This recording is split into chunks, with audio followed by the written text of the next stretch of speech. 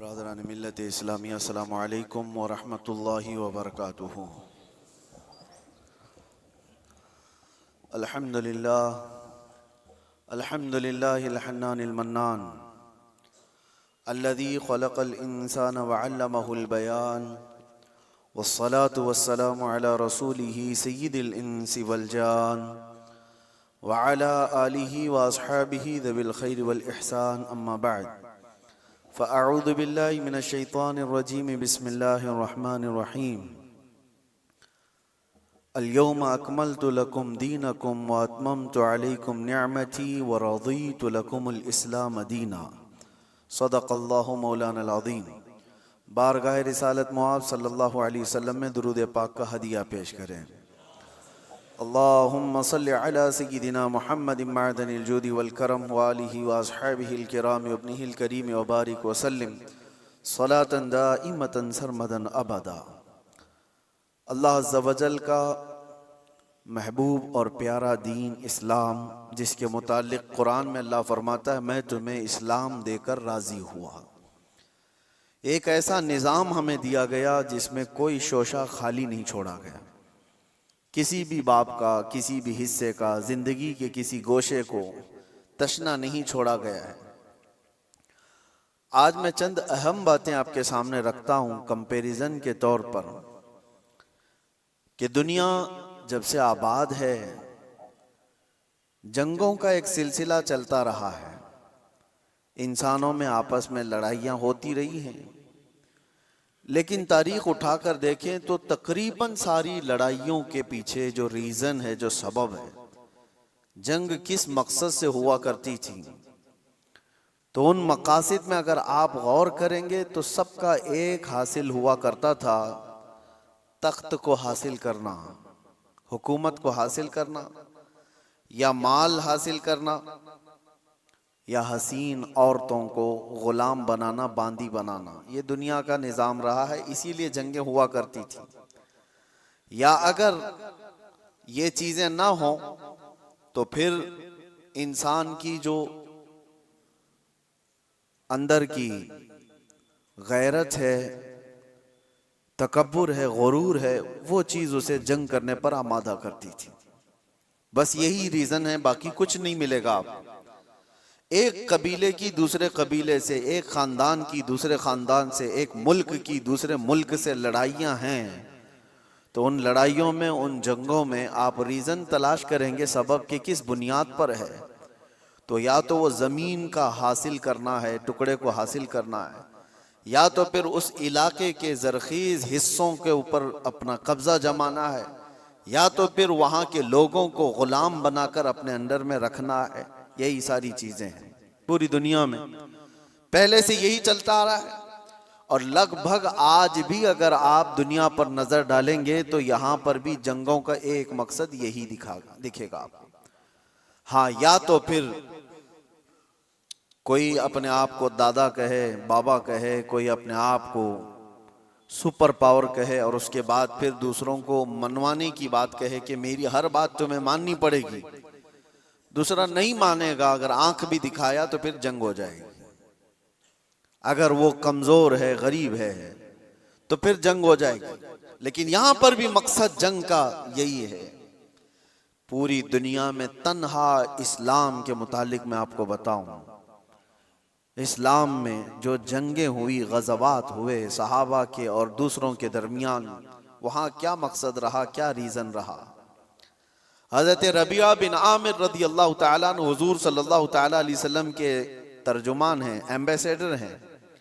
जब वो ईरान में गए थे वहाँ के बादशाह के पास पैगाम लेकर इस्लाम का, तो आपसे पूछा गया था कि आप लोग क्यों ये पैगाम पहुँचाना चाहते हैं हर जगह, और क्यों लड़ना चाहते हो या मुकाबला करना चाहते हो। आपने कहा हमारे आका सल्लल्लाहु ताला अलैहि वसल्लम का फरमान आलीशान है, ला ततमन्नौ लिक़ा अदुव्विकुम, दुश्मन से मुठभीड़ होने की, जंग करने की तमन्ना भी मत करो, जंग करने की ख्वाहिश मत रखो।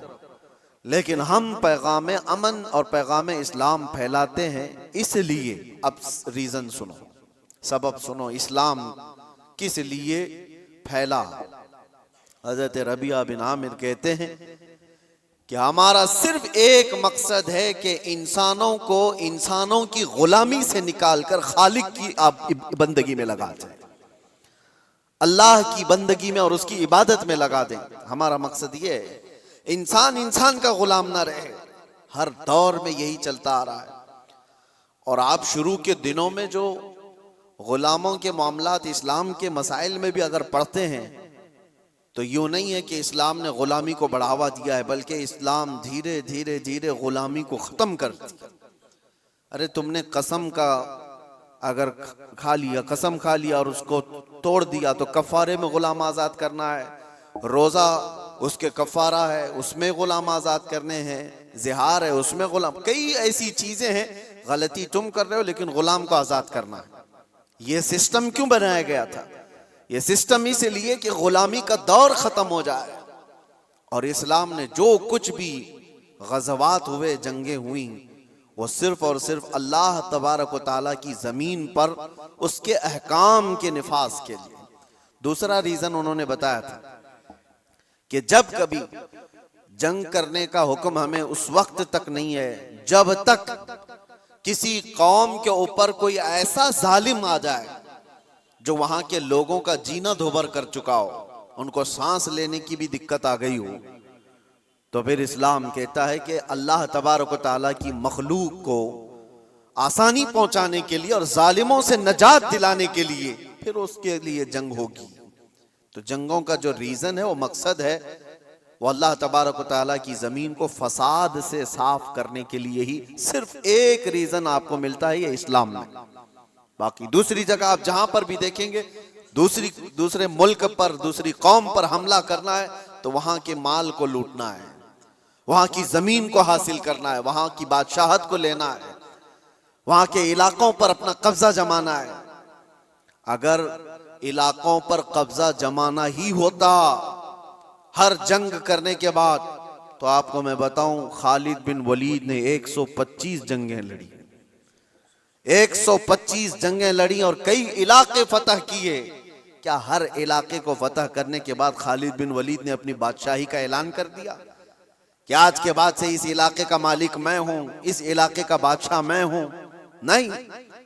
पूरी तारीख उठा करके आप देखें, कितने ऐसे सहाबा हैं जिनको सिपहसालार बना करके भेजा गया, उन्होंने इलाके के इलाके फतह किए, लेकिन अपनी बादशाही का ऐलान उन्होंने नहीं किया, बल्कि हमेशा से यूं ऐलान किया कि मैं रसूलुल्लाह सल्लल्लाहु तआला अलैहि वसल्लम के गुलामों का एक अदना गुलाम, और अमन के लिए इस जमीन को फसाद से साफ करने के लिए मैं यहां पर आया हूं। मोहम्मद बिन कासिम 19 साल की उम्र में हिंदुस्तान आया था। आपको पता है मोहम्मद बिन कासिम सबसे पहले 10,000 का लश्कर लेकर के जब आया था, वो भी हिंदुस्तान क्यों आया था? हिंदुस्तान में जुल्म इस तौर पर एक राजा दाहिर सिंह ने और उसके गुंडों ने कुछ औरतों को कब्जा में ले लिया जो हज के सफर पर जा रही थी, और औरतों का माल भी लूट लिया, उनको कैद में रख दिया गुंडों ने। उन औरतों ने गुहार लगाई। कुछ लोगों ने उन औरतों की ये बातें सुनी और अरब के उस वक्त के गवर्नर जो थे हज्जाज बिन यूसुफ के पास ये खबर सुना रहे थे। हज्जाज बिन यूसुफ का भतीजा मोहम्मद बिन कासिम 19 साल का, उसने ये खबर सुनी कि इतनी दूर कुछ औरतों पर कुछ जालिम गुंडे जुल्म कर रहे हैं। उसने वहीं से आवाज लगाई, लब्बैक या उख्ती, ऐ मेरी बहन मैं आ रहा हूं तेरी मदद के लिए। और उस जमाने में 4000 किलोमीटर का सफर करके आने वाला, जंगलों का सफर, दरियाओं का सफर, पहाड़ों का सफर, 10,000 का लश्कर लेकर एक जवान आया है। और फिर उस जमाने में मौजूद इन गुंडों और इन जालिमों को जो औरतों के हुकूक की पामाली कर रहे थे, ललकार करके कहा। फिर मुकाबला हुआ, 3 दिन तक ये लड़ाई चली थी। उसके बाद वो सारे गिरफ्तार हुए और राजा की भी गद्दी चली गई, तख्त चला गया, सब खत्म हो गया। एक 19 साला लड़के ने अमन का परचम लहराया था, लेकिन रीजन क्या था, मकसद क्या था? जुल्म से इलाके को साफ करना। और उसके बाद एक बड़े पंडित हैं इलाहाबाद यूनिवर्सिटी के, वो रिसर्च स्कॉलर भी रहे, और लिखी हुई उस मौर्रिख की किताब में से आपको मैं बताऊं, मुसलमानों की लिखी हुई तारीख की बात नहीं कर रहा, पंडित ने लिखा है, हिंदू पंडित हैं, उन्होंने लिखा कि मोहम्मद बिन कासिम जब आया तो उसने साफ ऐलान किया था, इस इलाके में रहने वाले जिसको जिस चीज पर अमल करना है वह आजाद है, कोई मेरा नौकर नहीं है, कोई मेरा गुलाम नहीं है। और अदल ऐसा कायम किया था कि पूरे इलाके वालों ने अपने सर आंखों पर उसको बिठा रखा था, 19 साल के जवान को, क्योंकि लोग राजाओं के जुल्म से तंग आ चुके थे। देखा था उन्होंने किस तरह से किसी की भी औरत को उठा करके अपने हरम सरा की जीनत बना दिया करते थे। लेकिन एक 19 साला जवान जब आया तो उसने अदल व इंसाफ ऐसा कायम करके दिखाया था, हर एक ने अपनी बाहें फैला करके उसका इस्तकबाल किया था। ये हिंदू पंडित की किताब में लिखा हुआ मौजूद है, अपने नहीं दूसरों ने इस अदल और इंसाफ के मुतालिक लिखा है। इस्लाम का रीजन ये रहा है मेरे अजीजों, दुनिया हजार प्रोपेगेंडा फैलाए, आज तारीख के ऊपर तुम कितने धब्बे डाल करके छुपाओगे। अगर पीछे जाओ अरब की जाहिलियत में अगर जंगें देखेंगे आप, अल्लाह की पनाह, जो मशहूर जंगें हैं वहां की, हर बसूस एक नाम से जंग हुई जो 40 साल तक चलती रही। बनी बकर और बनी तगलब, ये 2 कबीले थे। इन कबीलों में हुआ क्या था, बनी बकर की ऊंटनी बनी तगलब के चरागाह में आ गई थी, ऊंटनी चरने के लिए आ गई गलती से, इस पर जंग शुरू हुई और 40 साल चली थी। कैसी जंग हुई थी दोनों कबीलों में, जब तक दोनों कबीलों के लोग खत्म ना हो गए, दोनों कबीलों की ऊंटनियां और घोड़े मर नहीं गए, तब तक ये जंग चलती रही। उसके अलावा और भी जंगें हैं, औस और खजरज की लड़ाई 120 साल तक चली थी। ये सिर्फ और सिर्फ गुरूर और तकब्बुर की बुनियाद पर चली हुई जंगें हैं। इलाके के इलाके उन्होंने खत्म कर दिए थे, नस्लें खत्म हो गई थी। नबी पाक सल्लल्लाहु ताला अलैहि वसल्लम के मदीने तैयबा आने तक औस और खजरज की लड़ाई चल रही थी। और अगर आप ये कहें ये अरबों की जिहालत और इनकी निहायत ही बदमाशी का हाल होगा, तो ऐसा नहीं है मेरे अजीजों। उस जमाने में ईरान का भी वही हाल था, रोम का भी वही हाल था। जब ये किसी इलाके पर काबिज होते, आपको पता है कि एक ईरानी बादशाह ने फिलिस्तीन पर हमला किया था तो 1,40,000 फिलिस्तीनियों को ज़बह कर दिया था।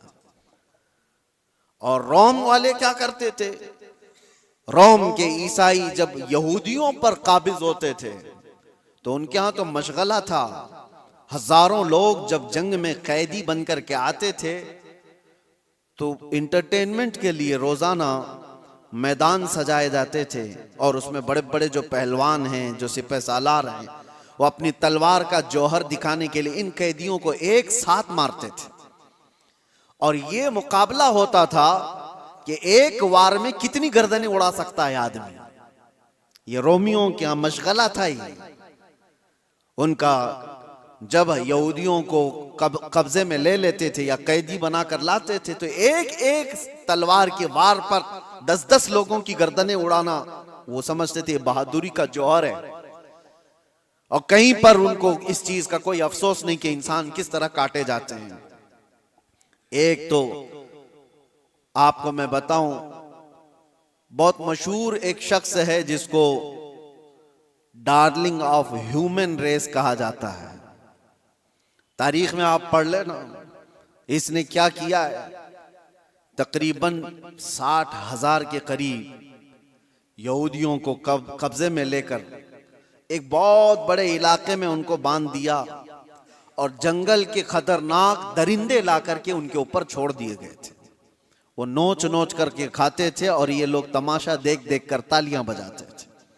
ये इंसानों की जिंदगियों के साथ जो तमाशे होते रहते थे, ये ईगो, ये उनका तकब्बुर, ये उनका गुरूर, किसी मफतूह कौम पर, मगलूब कौम पर वो अपने गुस्से की तमाम चीजें निकाल दिया करते थे।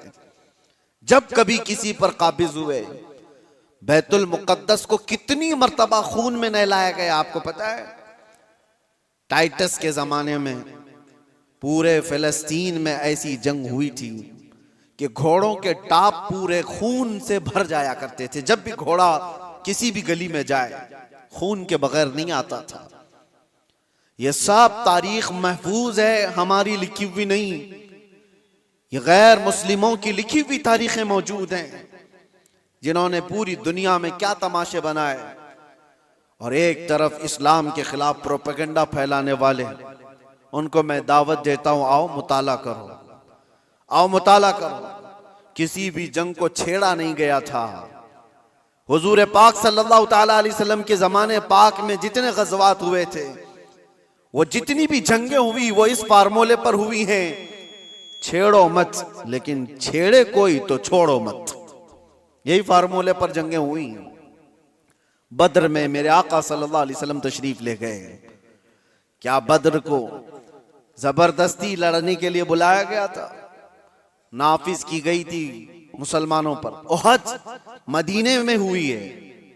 कुफारे मक्का वहां से पूरे कबीले लेकर के आए थे मदीने पर हमला करने के लिए। तो जंगे ओहद मदीने के बाहर हुई। जंगे खंदक कहां हुई? 12,000 कुफार और मुशरिकीन आए थे हुजूर पाक सल्लल्लाहु अलैहि वसल्लम और सहाबा से लड़ने के लिए। और कहां पर? मदीने के बाहर ही लड़ाई हुई, गए नहीं थे, मदीने के आसपास हुई। ये सब जंगों के बाद, हर जंग का रीजन मैं आपको बताऊंगा, लेकिन जंगों के भी उसूल होते हैं। लेकिन दुनिया ये सिर्फ उसूल बताने के लिए कहती है, आज उस पर अमल कोई नहीं करता, अमल कोई नहीं करता। आप क्या समझते हैं ये जुल्म और बर्बरियत जो कुछ भी दुनिया में हुई किसी खास कौम के साथ है? सब कौमें इसमें मुलव्विस हैं, सब कौमें मुलव्विस हैं। हमारे यहाँ की कौमों के मुतालिक भी तारीख में आपको बताओ, हिंदुस्तान में भी क्या क्या होता रहा, कितनी बड़ी बड़ी जंगें हुई और कितने लोगों का कत्ले आम हुआ। राजाओं के, महाराजाओं के तख्त हासिल करने के लिए एक दूसरे की लड़ाइयों में कितने गिरजाघर तोड़े गए, कितने मंदिरों को तोड़ा गया, कितने माबदों को तोड़ा गया। ये सब चीजें तारीख में मौजूद है। लेकिन दुनिया इन सब से आंख बंद करके एक तरफ टारगेट की हुई है, सिर्फ इस्लाम, जबकि सबकी तारीखें भरी हुई। आपको अगर तारीख पढ़ना है तो आप उठा करके देखें किस राजे ने अपने तख्त बिछाने के लिए कितने लोगों को उस तख्त के नीचे दबाया है। आपको पता है ये जो पिरामिड्स बने थे उसके मुतालिक भी यही कहा जाता है। अहरामात मिस्र फराइना ने, वहां पर वो एक एक पत्थर पता नहीं कितने हजार किलो का है, इस तरह से वो जो बनाए गए, उसमें हजारों ने, लाखों लोगों की लाशें खत्म हो गई हैं, कितने लाखों लोग मर गए उसमें। बादशाहों का निजाम यही रहा है, अपने हुसूल के लिए, अपने जाह के लिए, अपनी तलब के लिए इंसानों का कत्लेआम किया है, इंसानों का कत्लेआम किया। और जो वर्ल्ड वार फर्स्ट और वर्ल्ड वार सेकंड जो हुई, इसकी भी तारीख उठा करके आप पढ़ो, किस लिए जंगें हुई आपस में। ये तो ज्यादा दूर नहीं है ना, 1920 1940 के बीच में, ये ज्यादा दूर नहीं हुई, अभी 100 साल पहले की बात आपको बता रहा हूं। फर्स्ट वर्ल्ड वार और सेकंड वर्ल्ड वार में जो लोगों की मौतें हुई हैं, फर्स्ट में तकरीबन 3 करोड़ लोग मारे गए हैं। करोड़, 1 2 100 200 1000 2000 की बात नहीं कर रहा हूं, 3 करोड़। और सेकेंड वर्ल्ड वार में उससे भी ज्यादा लोग मारे गए, जख्मी हुए। ये सिर्फ और सिर्फ बादशाहों ने अपने तख्त के लिए, अपनी जमीनों के लिए लड़ाइयां लड़ी। और टोटल मेरे आका सल्लल्लाहु अलैहि वसल्लम ने अपनी जिंदगी पाक में 17 गज़वात में शिरकत फरमाई। कितने? 17 गज़वात में। और टोटल 17 गज़वात को मिलाएंगे तो 252 लोग मरे थे, इसके अलावा नहीं। 17 जंगों की जो लिस्ट बताई जाती है मेरे अजीजों, लेकिन फिर भी दुनिया को एतराज है इस्लामी जंगों से। आपको मैं बताऊं, जंगों के उसूल होते हैं, उसलूब होते हैं, तरीक़ेकार होते हैं, लेकिन किसी ने अमल नहीं करना है उस पर। गुआंतानामो बे जेल के मुतालिक सुना होगा, अबू गुरैब जेल के मुतालिक आपने सुना होगा, अमेरिकी लोगों ने जो इराक जंग के बाद वहां के कैदियों के साथ सलूक किया है। यह हमने नहीं है, ह्यूमन राइट्स की तंजीमों ने लिखा है, इसको तारीख में मौजूद है। कैदियों को लिटा करके उनके ऊपर कुत्ते छोड़ दिए जाते थे, कैदियों को बांध करके उनके मुंह पर पेशाब किया जाता था और उनको गलाजत खाने पर मजबूर किया जाता। इंसानियत से गिरे हुए हरकतें। एक जालिम जब नशा के गुरूर में आता है तो ऐसी हरकतें करता है, लेकिन जिसके सीने में ईमान हो वो क्या करता है? अल्लाहु अकबर। मेरे अजीजों, मुहम्मदुर रसूलुल्लाह सल्लल्लाहु तआला अलैहि वसल्लम के पाए अक़दस पर मैं तुम्हें लेकर चलता हूं। ये वो वक्त है जब अल्लाह के हबीब सल्लल्लाहु तआला अलैहि वसल्लम का पैगाम दुनिया में बहुत दूर तक जा चुका था। यमन, इराक, शाम, मिस्र, हर जगह पहुंच चुका था और 1,20,000 सहाबा उस वक्त मौजूद थे जब नबी पाक सल्लल्लाहु तआला अलैहि वसल्लम की कुव्वत का आलम था, गलबे का वक्त था। मक्का भी फतह हो चुका था, मदीने के आसपास का इलाका इस्लाम के परचम से लहरा रहा था। ये वो दौर की बात नहीं कर रहा हूं मैं जब कुफारे मक्का से बच करके रहना पड़ता था, छुप करके तबलीग करनी पड़ती थी। उस दौर की बात नहीं कर रहा हूं, गलबे के वक्त की बात कर रहा हूं। ये हुजूर पाक की जाहिरी जिंदगी का आखिरी साल है जब मेरे आका सल्लल्लाहु अलैहि वसल्लम हज करके वापस तशरीफ लाए थे और बीमार थे। उस वक्त जब नबी करम सल्लल्लाहु तआला अलैहि वसल्लम के नाम का चर्चा कैसर और किसरा के जिस्मों में कपकपी तारी कर देता था, हजारों फौजें थरथराती थी, गलबे का वक्त था। उस वक्त नबी पाक सल्लल्लाहु अलैहि वसल्लम मस्जिद नबवी शरीफ में बैठे हैं और अपने सहाबा से कहते हैं, कोई है इसमें जिस पर मेरा कोई हक बाकी है तो मुझसे ले सकता है? कोई है जिस पर मेरा कोई हक बाकी है तो वो सवाल करे, मैं देने को तैयार हूं। मेरे अजीजों, कौन कहेगा ये? गलबे के वक्त, ताकत के वक्त, जब पावर में आ जाए कोई पूछ करके दिखाए किसी पर कुछ बाकी है तो ये रसूलुल्लाह की शान है। और ऐसा नहीं मेरे अजीजों के ये जुमले हैं जो आज के जलील सियासी लोगों के होते हैं। हुजूर ने जब ये फरमाया तो एक सहाबी खड़े हो गए, कहा मेरा आपके ऊपर एक हक बाकी है, आपके ऊपर मेरा एक हक बाकी है या रसूल अल्लाह। सबकी गर्दनें ऊंची हो गई, देखते रह गए उनको, कौन है ये? हुजूर पाक सल्लल्लाहु अलैहि वसल्लम ने उनसे कहा, आगे आओ, तुम्हारा जो हक है वो बताओ। हजरत उमर तो तलवार निकाल ली थी कि रसूलुल्लाह सल्लल्लाहु अलैहि वसल्लम की बारगाह में ऐसी बुलंद जुबान किसकी है? लेकिन उस सहाबी ने कहा, एक मर्तबा जंग में जा रहे थे, सफों की तरतीब दे रहे थे, मैं थोड़ा सा आगे आ गया था, आपने छड़ी से मुझे मारा था, मैं वो बदला लेना चाहता हूं। अल्लाहु अकबर। हक इतना भी होता है मेरे अजीजों। हालांकि कायदे अमनो इस्लाम और बानिए इस्लाम है मेरे आका सल्लल्लाहु अलैहि वसल्लम। मेरे अजीजों, अगर कोई उस्ताद अपने शागिर्दों को तरतीब देने के लिए कोई बात कर रहा हो, लेकिन उसको भी सहाबी ने कहा यह हक है मेरा आपके ऊपर, हुजूर ने फरमाया ठीक है आ जाओ। ये नहीं फरमाया कि भरे मजमे में क्या तू मुझसे बदला ले लेगा। हुजूर ने फरमाया आ जाओ और अपने आप को पेश कर दिया कि तुम भी मुझसे बदला ले सकते हो। लेकिन उस सहाबी ने कहा, सब की आंखें फटी थीं, देख रहे थे कि क्या मंजर है। लेकिन उस सहाबी ने कहा, या रसूल अल्लाह, जिस वक्त आपने मुझे मारा था मैं सिर्फ तहबंद पहना था, जिस्म पर मेरे कुछ भी नहीं था, कुर्ता नहीं था, सिर्फ मैं तहबंद पहना हुआ था, ऊपर से जिस्म मेरा खुला था। और मैं ये चाहता हूं कि बदला उस हालत में ही लूं कि आप भी अपना जुब्बा उतार दीजिए, आप भी अपने तहबंद में रहिए। नबी पाक सल्लल्लाहु अलैहि वसल्लम ने छू चिरा कुछ भी नहीं फरमाया, अपना जुब्बा उतार दिया। लाओ दुनिया की कौमों को एक आइडियल, कोई ऐसा जो अपने आप को अपनी कौम के सामने पेश करे। यहां तो डरपोक लोग ऐसे बैठे हुए हैं जिनको सवालात से का सामना करने की हिम्मत नहीं है, ताकत नहीं है, अपनों के सामने ही वो रियाया का क्या मुकाबला करेंगे, क्या सामना करेंगे। नबी पाक सल्लल्लाहु अलैहि वसल्लम ने अपना जुब्बा पाक उठाया, उस सहाबी ने आकर हुजूर के दोनों कंधों के बीच जो मोहरे नबुव्वत थी उसको बोसा ले लिया। हुजूर के दो शानों के बीच में मोहरे नबुव्वत थी जिसकी चमक सूरज से ज्यादा थी। उन्होंने बोसा ले लिया और कहा, मैं कामयाब हो गया और मैं बदला ले लिया, मुझे बस वो मोहरे नबुव्वत छूमनी थी। लेकिन मेरे अजीजों, वो सहाबी का अपना तरीका था, लेकिन रसूल पाक सल्लल्लाहु अलैहि वसल्लम ने अपने आप को पेश तो कर ही दिया, अपने आप को पेश तो कर दिया। और जंगों के हालात के मुतालिक आपको मैं बताऊं, बद्र के वो 70 कैदी जिनको गिरफ्तार करके मदीने लाया गया था, लोग तो कह रहे थे इनको मार दिया जाए, इनको जला दिया जाए, इनको काट दिया जाए। नबी पाक सल्लल्लाहु ताला अलैहि वसल्लम ने एक भी कैदी को कत्ल करने का हुक्म नहीं दिया। कहा कि गिरफ्तार हुए, तलवार हम पर उठाए थे इसलिए आज ये कैदी हैं, आज ये हम पर, क्योंकि अगर गलबा पाते तो हमको मार देते। उसूल तो यही है, आज ये कब्जे में आए। लेकिन मेरे आका सल्लल्लाहु अलैहि वसल्लम ने क्या निजाम रखा था।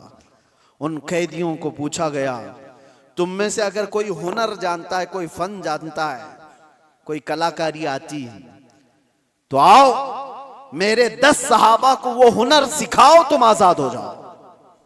ये दुनिया में पहला ऐसा मंजर है कि जंग में कैदी जो गिरफ्तार होकर के आए, उनको ये ऑप्शन रखा गया, माल नहीं है तुम्हारे पास फिदिया देने के लिए, कुछ नहीं है, लेकिन कोई हुनर जानते हो तो 10 सहाबा को वो हुनर सिखाओ, तुम आजाद हो जाओ। है कोई दुनिया में इस तरह आजाद करने वाला? मुझे बताओ। जिंदगियां सड़ गई मेरे अजीजों। मैं जानता हूं कुछ ऐसे लोगों को जो 40-40 साल तक कैद में रहे, लेकिन किसी को उन पर रहम नहीं, जिंदगियां खत्म हो गई, ना अफ़्व दरगुजर का कोई निजाम है, कोई सिस्टम नहीं है इंसानों को माफ करने का। ये तो रसूल मुख्तार सल्लल्लाहु ताला अलैहि वसल्लम है। यहां तक कि मेरे अजीजों, इस्लाम लाने के बाद मेरे आका सल्लल्लाहु अलैहि वसल्लम ने फरमाया कि उसको उसके पिछले कामों की आर न दिलाई जाए, और यह भी फरमाया अगर किसी ने किसी गुनाह से तौबा कर लिया तो उसको पिछले गुनाहों की आर न दिलाई जाए। अल्लाह के हबीब सल्लल्लाहु ताला अलैहि वसल्लम के यहाँ अफ़्व दरगुजर का, माफ करने का इतना ज्यादा सिस्टम मिलता है। तो जंगों के जो हालात में आज आपको बता रहा हूं, दुनिया किसी भी हद तक गिर सकती है और गिर रही है, मगर निजाम इस्लाम ये है कि अगर जंग भी हुई है या कहीं पर लड़ाइयां हुई हैं तो सिर्फ अमन कायम करने के लिए, फसाद को जमीन से खत्म करने के लिए। जिस तरह से डॉक्टर इंजेक्शन मारता है तो ये नहीं है कि तुम्हें सुई चुभा करके दर्द देना चाहता है, इस बज़्म में मकसूद है इस्लाह मफासिद। नश्तर जो लगाता है वो दुश्मन नहीं होता। अजीजा ने गिरामी वक़ार, मैंने बहुत सारी चीजों को कंपेयर करके देखा है, कहां कहां किस तरह की जंगें हुई, कितना कत्ले आम हुआ, वो सब में जाकर के आप इस्लामी जंगों को कंपेयर करके देखें। मैं दावत देता हूं फिक्र करने की, पढ़ने की, मुताले की। नौजवानों को एक बार देख करके तुम बताओ, फिर अपने रिसर्च के बाद, स्टडी के बाद तुम्हें पता चलेगा दुनिया की जंगें किस लिए हुआ करती थी और इस्लाम के। मैं उन बादशाहों की बात नहीं कर रहा हूं जो जालिम बादशाह बदनाम मुसलमान रहे, बनाम मुसलमान जो बादशाह रहे उनकी मिसाल मत देना।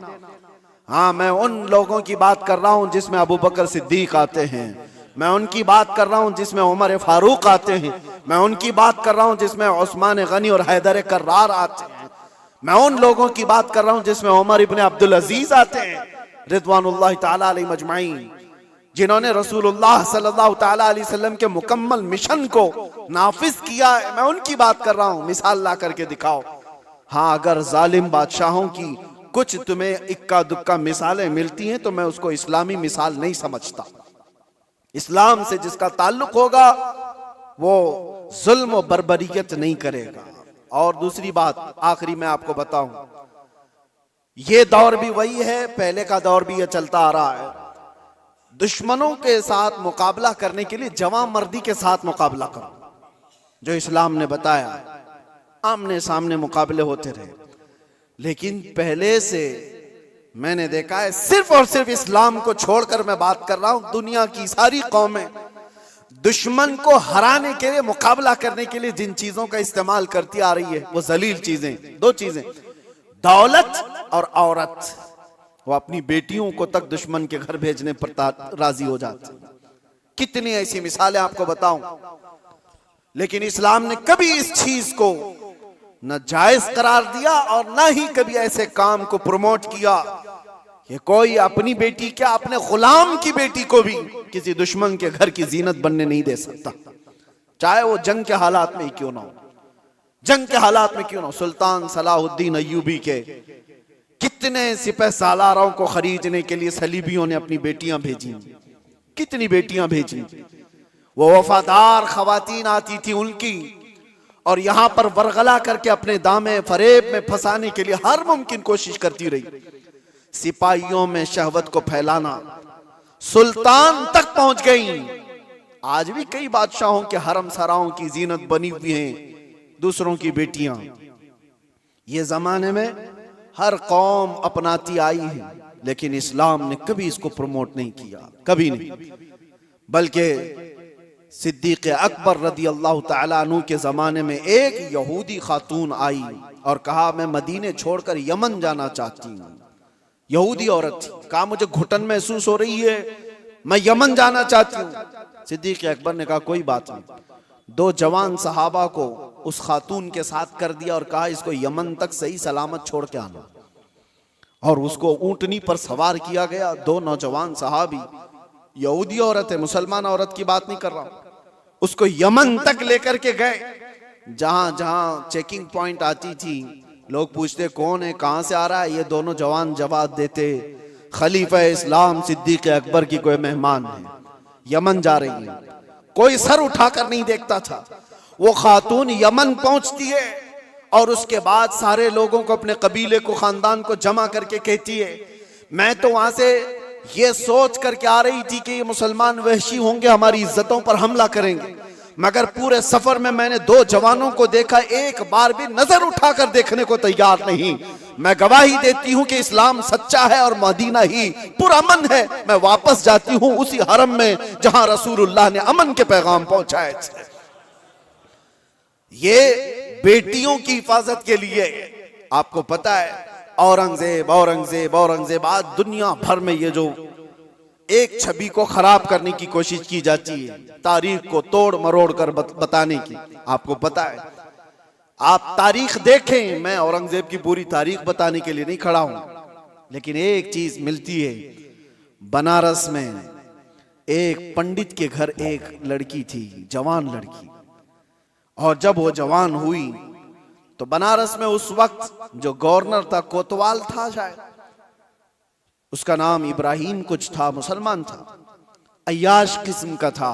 लड़कियों के ऊपर डोरे डालना, उनको पकड़ना, उनको अपने हरम में जीनत बनाना, ये उसके काम थे। अब ये खूबसूरत जवान लड़की पर वो फिदा हो गया, आशिक हो गया, और उसने किसी भी तरह से इस लड़की को हासिल करने के लिए एड़ी चोटी का जोर लगाया। और आखिर में आकर के हुआ ये कि उसके घर के अतराफ हिसार हो जाता था, घेराबंदी। फिर पंडित मजबूर हो गया, अपनी बेटी से कहा कि चलो, जब वो बड़ा आदमी है तो उसके आगे हम लोग कुछ नहीं कर सकते, बेटी तुम चले जाओ, तैयार हो जाओ। वो चाहता है तुमसे शादी करने के लिए। लड़की को इस चीज की बिल्कुल भी रजामंदी नहीं थी। उसने कहा कि मुझे थोड़ा वक्त दे दीजिए। वो एक उस वक्त सवारी लेती बनारस से, तारीख में मौजूद है, और उसने उसी वक्त दिल्ली का सफर इख्तियार किया जहां औरंगजेब आलमगीर जामा मस्जिद में हुआ करते थे। जुमा का दिन था। ये खातून मर्दाना लिबास पहन करके गई, लड़कों का लिबास पहन करके। जब बादशाह इस्लाम उस वक्त के सुल्तान निकल रहे हैं और लोगों से उनकी हाजतें पूछ रहे हैं, उसी वक्त ये लड़की खड़ी थी। औरंगजेब ने अपनी चादर उठा करके दे दी और कहा बेटी, इस लिबास में तुम्हें अच्छा नहीं लगता, तुम अपना चेहरा ढाक लो, तुम अपना सर ढाक लो, और तुम्हारी क्या हाजत है। तो उसने कहा कि मेरी हाजत कुछ तवील है, मैं आपको तनाई में सुनाना चाहती हूँ। बुला लिया। दौलत कदे पर वो खातून आई, जवान लड़की, और उसने वाकया सुना दिया कि आपका भेजा हुआ गवर्नर, आपका भेजा हुआ कोतवाल इस तरह से लड़कियों की इज्जत पर हमला करता है, और मेरे घर पर भी अब उसकी नजर है और मुझे अपनी हरम की जीनत बनाना चाहता है। तो औरंगजेब ने कहा कि ठीक है, वापस जाओ, तुम्हारे बाप से कहो शादी की तैयारियां कर लें। वो लड़की मायूस हो गई, जिस चीज के लिए मैं बनारस से दिल्ली का सफर करके आई थी, बादशाह भी यही कह रहा है, लेकिन एक दिल में हो एक आस थी कि बादशाह ने मुझे बेटी कहकर पुकारा। वापस वो आई, अपने बाप से कहा बादशाह ने तो ये कहा। बाप ने कहा कि बेटा अब कहाँ इंसाफ है, तुम तैयारी कर लो। डोली सज गई और शादी का दिन भी आ गया। वो जालिम अय्याश कोतवाल अपने सिपाहियों समेत इसकी डोली उठाने के लिए आया और रास्ते भर में लोगों पर लुटाते हुए जा रहा था। और जैसे ही बीच रास्ते में पहुंचा, एक फकीर आया और उसको कहा कि मुझे भी कुछ लुटाना चाहते हो? उसने कहा नीचे जितनी गिरी हुई हैं वो सब उठा ले। उस फकीर ने उसको बग्गी से नीचे खींच लिया। तो जैसे ही नीचे खींचा, ये कोतवाल जल्लादों से पुकार कर कहा कि कौन फकीर है जो बदतमीजी कर रहा है, तुम सबके सब आ जाओ। फकीर अपना जुब्बा उठाता है तो वह औरंगजेब वहां पर खड़ा है। कहा वालिए हिंदुस्तान आलमगीर तेरे सामने खड़ा है, और क्या तुझे इस काम के लिए इस शहर भेजा गया था कि तू रोज अपनी हरम सराओं में नई लड़कियों को जीनत बनाए अपनी बिस्तर का? और उसके बाद उसी वक्त उसकी सारी चीजें छीन ली गई, फिर उसको घोड़े के पैरों पर बांधकर खींचा गया। उस लड़की की बारात जो निकली थी बगैर किसी छूत के, बगैर किसी छुए, इज्जत के साथ डोली को वापस उसके घर पहुंचाया गया और उसको कैद में जल्लादों के हवाले कर दिया गया, कोतवाल को जो जालिम था, अय्याश था। अब जब लड़की बाहर आई तो उसने औरंगजेब से कहा मेरे घर चले। घर आए, या आपको तारीख की सच्चाइयां मैं बता रहा हूं। औरंगजेब ने जाते ही कहा कि मुझे 2 रकात नमाज पढ़ने दे दो। 2 रकात नमाज पढ़ने के लिए, ये किसी और का घर नहीं, एक पंडित का घर है। नमाज पढ़ने के लिए जगह दी, नमाज पढ़ा। औरंगजेब ने कहा फौरन मुझे पानी दो, शिद्दत की प्यास लगी है। पानी ला करके दिया गया घर से। औरंगजेब ने पानी पिया। उसके बाद जानते हो, आंखें खोल कर देखी और कहा जिस दिन इस बेटी ने मुझे दिल्ली में आकर अपना किस्सा सुनाया था, उस दिन से अभी तक एक कतरा पानी मैंने हलक में नहीं डाला। मैंने तय कर लिया था जब तक इसको इंसाफ ना मिले मैं पानी नहीं पीऊंगा। बेटियों को लोग दूसरों के हरम सरा में पहुंचाने वाले, तारीख इस्लाम को तोड़ मरोड़ कर पेश करने वाले, जरा इस तारीख को भी देखें। और मेरे अजीजों, ये ऐसी वैसी बात नहीं। उस पंडित ने बादशाह औरंगजेब के इस एहसान को याद रखकर उस इलाके को, उस जगह को जहां उसने सजदा किया था, बादशाह ने हमेशा के लिए मस्जिद तामीर कर दी। ये तारीख में मौजूद है। मैं आपको सिर्फ और सिर्फ एक झलक बता रहा हूं। इस्लाम ये काम नहीं करता कि अपने रिवायात को, अपने उसूल को जंगों में और दुश्मनों में सब तोड़ दिए जाएं और अपनी बेटियां भी किसी के यहां भेज दिए जाएं। ये इस्लाम की फितरत में नहीं है। इस्लाम उसूल की सच्चाइयों पर चलता है। अजीजा ने गिराम वक़ार, अल्लाह तबारक व तआला हम सबको कहने सुनने से ज्यादा अमल की तौफीक अता फरमाए, और रब तबारक व तआला इस्लाम की सच्चाइयों को हमें खुलकर इजहार करने और बयान करने की तौफीक अता फरमाए। मौला करीम ईमान पर जिंदा रखे और ईमान पर हमारा खात्मा अता फरमाए। व आखिर दावाना अनिल हम्दुलिल्लाहि रब्बिल आलमीन।